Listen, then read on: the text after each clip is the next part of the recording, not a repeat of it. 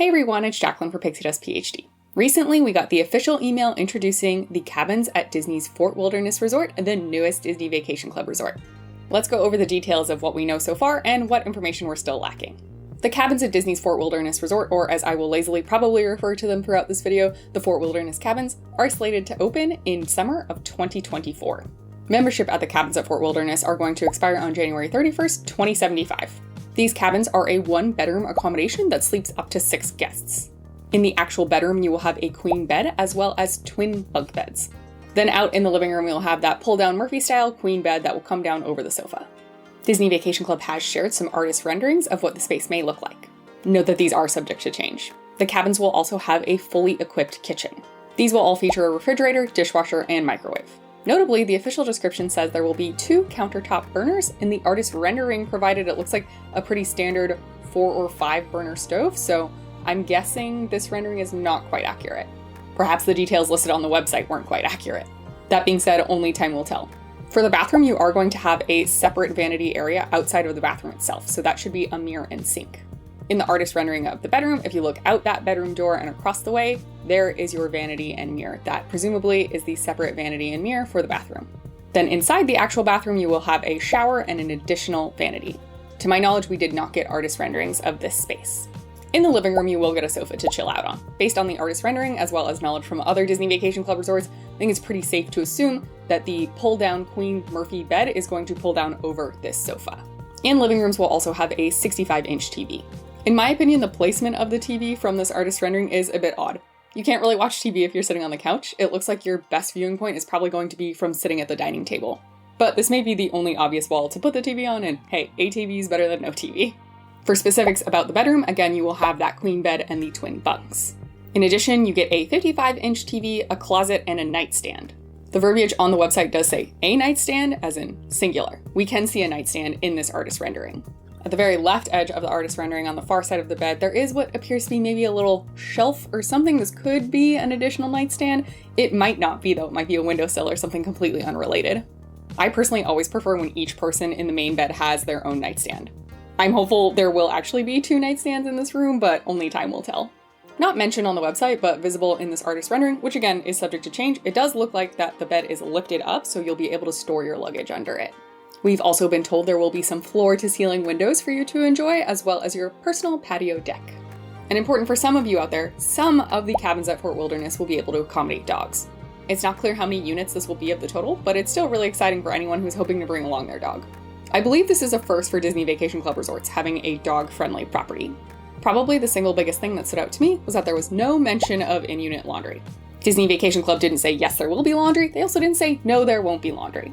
That being said, I don't think an omission like that is a mistake. I could definitely be wrong, and frankly, I hope I'm wrong, but this to me is a pretty clear signal that I think it's pretty unlikely that cabins will get in-unit laundry. The webpage for the cabins at Fort Wilderness also goes over the standard amenities you might be curious about. Long story short, these are what you would expect for staying at Fort Wilderness.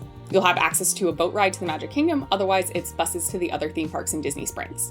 And you will have the standard Fort Wilderness food options and pools to enjoy. And despite being housed at Fort Wilderness, the cabins themselves are considered a villa-level accommodation. That being said, if you are staying at the cabins at Fort Wilderness, you will have access to villa-level perks, such as extended evening hours at the theme parks.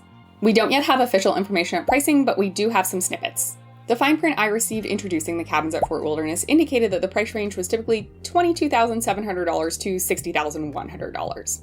Disney Vacation Club also put together a short promotional video for the cabins at Fort Wilderness. The fine print at the end of that video indicates that the price range is typically from $34,100 to, again, $60,100.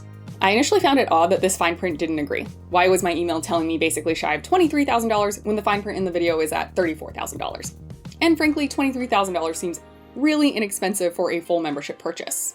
But incidentally, if you do the math and assume that that email number was 100 points, not 150 points, they come out to about the same. $22,700 for a 100-point purchase would be $227 per point.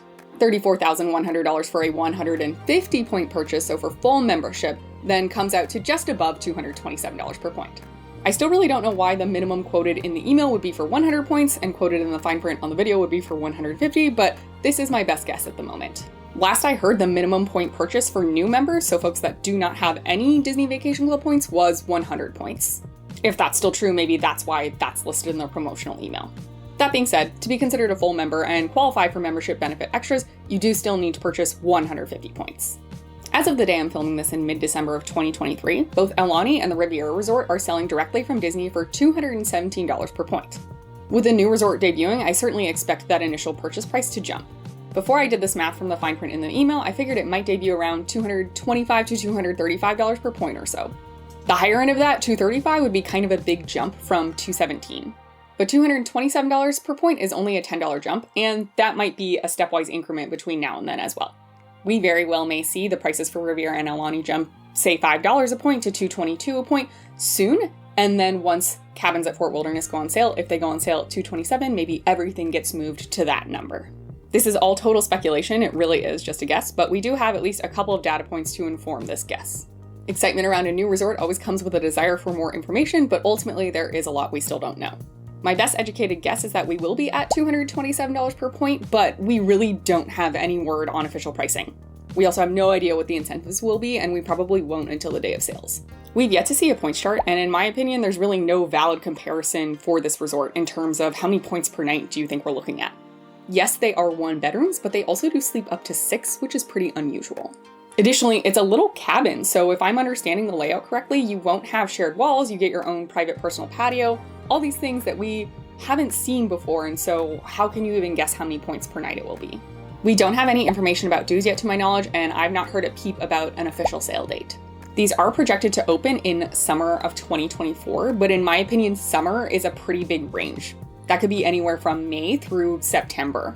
If these are on track to open up in May or June, we might see a sale date pretty soon in January or February. But if they won't open up until August or September, we could have a sale date in April or May. For villas at Disneyland Hotel, those went on sale in May and did open in the end of September. So there's no guarantee that there will be a long runway of time between the sale date and the official opening. Personally, if I was Disney, if this was feasible in the project timeline, I would want these to be open for July. And if these were going to be open in July, I would want to start sales in February or March at the latest. But ultimately, they run their own timelines. I put a poll over in my community tab about this exact topic. What month do you think sales will begin? You can let me know in the comments down below and/or participate in that poll. I will leave a link to it in the description below. What are your thoughts about the cabins at Disney's Fort Wilderness Resort? I'm definitely not the target market for this. I really don't have skin in this game. I like the Chip 'n Dale touches, and it does feel like this is a little more themed than some of the other rooms we've seen recently. I particularly love how the bunk beds are stylized. Again, this is an artist rendering, so that might change, but hopefully, even if it does change, they're equally fun. I think the living room area also looks pretty nice. Maybe it's not to my exact personal taste, but it does seem to at least have some character. And strictly because I'm not the target audience for this, I don't plan on buying in, but I would love to hear what you think and what you think your plans might be as well. Of course, the actual official pricing and especially the points charts and annual dues will play into those decisions massively. I personally embrace for points charts that's not going to be super friendly. Like I said, because I think these are a pretty unique offering from Disney Vacation Club, there might be the unique offering upcharge. But I'm sure this type of accommodation has a core audience, and I hope that they're super thrilled that this is coming to fruition. I'll do my best to keep you updated on the Disney Vacation Club news along the way as these cabins at Fort Wilderness continue to be developed. Be sure to subscribe to the channel and then ring that bell icon to turn notifications on, that way you don't miss when I upload. Also, if you want more immediate news, the first place I tend to post is over on my Ko-Fi. The link to that is in the description below. Thanks so much to everyone who's liked the video and shared with friends, it's super helpful for me. The chatter I've seen about this online is pretty split. People seem to be having really strong reactions of really liking it or really hating it. I'm interested to hear how this community on this channel feels about it. My really only substantive complaint is the probable no washer dryer in unit. That is a pretty big bummer for a 1-bedroom if you ask me. And if that does end up being the case, it'll be interesting to see where they put the communal washer dryer for Disney Vacation Club and how far away it is. Thanks again for being here, watching, and supporting the channel. I really appreciate it. May the rest of your day be magical, and we'll see you real soon at Pixie Dust PhD.